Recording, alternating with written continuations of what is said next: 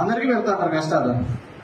మన ఏదో కసు గుడిసేదో కూడా సమస్య మా కర్ణాకరణ పోయి పోలీస్ స్టేషన్లో కూర్చోబెట్టి పొద్దున్నే మా ఇంటి ముందర ఈడ్చల్లనే ఏదైనది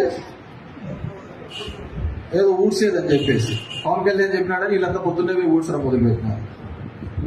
స్వచ్ఛ పంచాయతీ అదేంది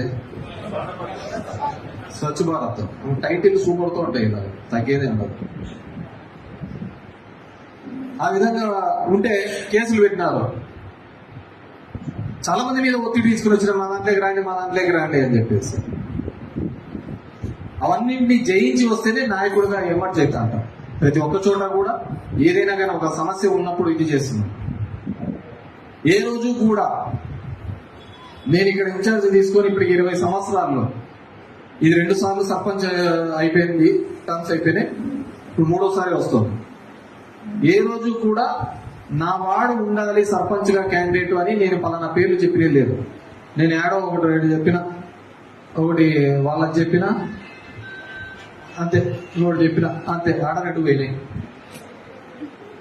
నేను ఏదైతే చెప్పినానో ఇది పెట్టుకోండి, ఇంక పెట్టుకొని బలవంతంగా నేను బలవంతంగా వృద్ధి కూడా పోయినాయి. ఎప్పుడే కానీ నేను ఎప్పుడు చెప్పను కానీ మన తప్పనిసరి పరిస్థితుల్లో చెప్పాల్సిన పరిస్థితి.